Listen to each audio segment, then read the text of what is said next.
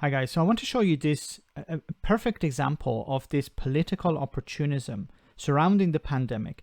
The ones who are trying to benefit from this are the Reform UK Party. You're going to hear Richard Tice, who used to be the chairman of the Brexit Party. Now the Brexit Party is gone. We now have the Reform UK Party. Nigel Farage once again pulling the strings here. But this Reform UK Party want to end the lockdown. They're anti-lockdown. They don't want to do anything when it comes to dealing with the pandemic. And they're typical sideline type of politics. What I mean by that is it's like a parent who's standing on the sidelines shouting at their children on how to play the football game, even though they wouldn't be able to run around the field for 90 seconds, never mind 90 minutes.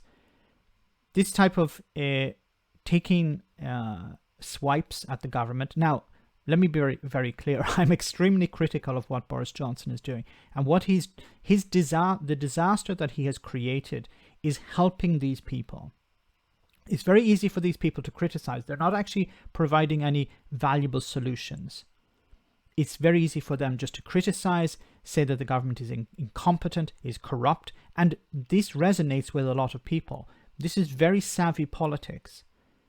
I've never said that Nigel Farage is an idiot. Nigel Farage is anything but an idiot. He understands how people think. He understands what makes people angry. And this pandemic is playing the way that the government is dealing with the pandemic is playing right into the hands of the likes of Nigel Farage and Richard Tice. And you're going to see them continue to push this idea that, there is no pandemic. There's nothing to worry about. We could just get back to normal. The government is incompetent. The government is corrupt. And they're using it to further their own goals of power and influence. So Richard Tice, chairman of the Reform UK Party, businessman, of course, a man who has been thoroughly against this lockdown policy since the beginning. Richard, a very good morning to you. Good morning to you, Mike. How are you doing? Yeah, very well indeed. I mean, there's a lot of anger in the country this morning, Richard. I mean, we picked up a bit of it yesterday afternoon, but as more and more... Notice that what they do is there's a lot of anger in the country. People are angry. You're the you're angry too. This is what the Reform UK are trying to do. They're trying to say, you're angry, we're angry too. Let's work together. We are the solution. And people have every right to be angry. Boris Johnson walked right into this. Remember at the beginning before the lockdown, Boris Johnson was using phrases like, we'll take it on the chin. This pandemic is spreading around Europe. We'll be okay. We'll take it on the chin. Typical blitz bulldog spirit. And then he waited and waited and waited, went into a lockdown, eventually was forced into a lockdown, then eased the lockdown way too early, then went into a haphazard tiered system that's not working. See, the problem is that the government did everything half-arsed. So it's very easy for people to criticize that. I think that the government should have done a stricter lockdown. The likes of Mike Graham and Richard Tice believe that there shouldn't have been any lockdown because they don't care about people. They don't care about the working class. They pretend to care, but obviously they do not care.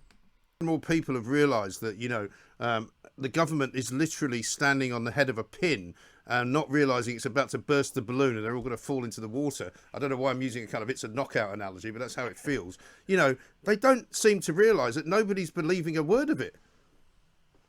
It's quite unbelievable. I mean, it really is. I am absolutely steaming from every sinew of my body with frustration, with incandescent anger at what this government is doing to this country. They're not running the country. They are literally ruining the country. And, I had a nervousness that the government would do this, that they would basically keep us in lockdown, but pretend it was called something else. Essentially, they've moved almost the whole country upwards into a tighter level of lockdown than was previously the case under the previous tiers. As far as we're concerned at Reform UK. So what he's doing is he's laying the groundwork for, we need a voice against the government. The government are a disaster.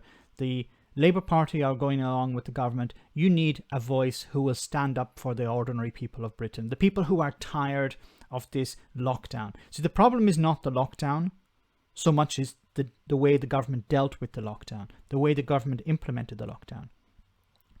A lockdown will work if it's done correctly. It was not done correctly. What these people are trying to do is they're trying to say, no, well, lockdowns don't work because the government implemented it. Lockdowns don't work because we have this data. The problem is that the lockdown was not implemented correctly. It was half-arsed. And you had people within Boris Johnson's government and his party who didn't want a lockdown.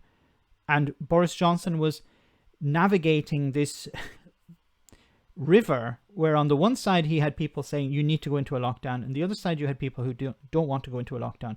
Absolute lunatics on one side and the science on the other. And instead of actually going along with the scientists, he was trying to balance the two sides. And obviously you can't balance the two sides. You need to choose one side. And obviously he didn't choose the right side. The whole country should either be in tier 0 or tier 1. And the proof of the... You see what I'm talking about here? The whole country should be in tier 0 or tier 1. He doesn't want any lockdown. Putting, Mike, is the data. And it's always good to focus on the data. The government doesn't seem very good on that. Look at the data coming out of Liverpool. And as Julie was highlighting earlier, when she completely skewered the Housing Secretary, Robert Jenrick, the Liverpool cases data started to fall in October. And then when Liverpool started testing with the new rapid lateral flow test on the 6th of November, over the next 2 weeks, the cases there plummeted per 100,000 by over 50%. And what that's actually showing is that I think the whole country is being misled based on false data from the government standard PCR tests. Is Liverpool doing something correct? It seems to be the case. But we don't know the reason why. We don't know the full reason why Liverpool is succeeding. Now he'll say, these people were against testing. These people were against any type of restrictions. Liverpool was under restrictions. So they're trying to say, look, Liverpool has succeeded. Now we can exit our all lockdowns, all restrictions, because Liverpool succeeded. We don't know the full reason why Liverpool succeeded. We need to look at why they succeeded, and is it possible to implement something similar in other parts of the country? Where I think there's huge contamination in the laboratories where they're processed. And the new lateral flow test is producing results just 1/5 of the positives, just 1 in 5 of the positives that you are seeing from the government PCR test in the same community in Liverpool. So you've got a direct comparison there using 2 different types of tests. And what it's showing is that the government standard test they're using all over the country, I think, is wholly inaccurate, can't be trusted. And all of what's going on is based on dodgy, false, incorrect data. And the question is, and we need to establish this soon, and I'm working hard on this, the question is, who in government truly knows what is going on? Do they know this? And so once again, he's feeding into this idea that, the government doesn't know what they're doing. And this is true. See, this resonates with people because it's true. The government don't know what they're doing. But Richard Tice doesn't know what he's doing either. Richard Tice is not someone who could replace Boris Johnson and fix the problem. He knows he doesn't have to step forward and take responsibility. It's much easier for him to stand on the sidelines and say, the government are doing wrong, it's a disaster. He's not providing any solutions, unless he's talking about having no tiers, having no restrictions. But it's very easy for him to do that because he's not in government. They're covering it up, or are they so incompetent, so negligent that they just don't know it? Yeah, I think it's an extremely important question, and it's one of the many questions that have never been answered throughout this whole situation, because we've now got, evidence to suggest that there are loads of people doing business with the government, which I have no objection to people doing business with the government at all, but they don't seem to know what they're doing either. The idea that, you're a businessman, the idea that Boris Johnson gets up and says, well, look, we had to pay through the nose for all this stuff back in March because we didn't know how much of it we would need. Can you imagine employing a manager in a business that you were running who said to you, look, I'm terribly sorry I've bankrupted your business, but, I had to get this stuff in because you told me to. And so I just gave this guy whatever money he asked for. I mean... But it's not the case. It's about corruption. It's not about incompetence. Yes, there is a certain amount of incompetence, but it's mainly corruption. Hello? The place is so inefficient that I can believe that they're that inefficient and that useless. I think, the truth will out about the cronyism.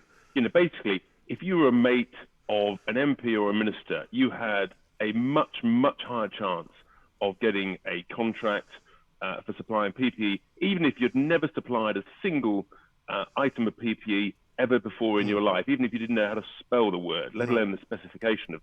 So once again, he's feeding into the corruption part here, and he's completely correct. And this will resonate with people. People are sick of the incompetence and they're sick of the corruption. But it's very easy for Richard Tice to stand on the sidelines and talk about corruption, talk about incompetence, because he's not in charge. Nigel Farage is not in charge. These people are trying to benefit from the situation. They don't care about ordinary people.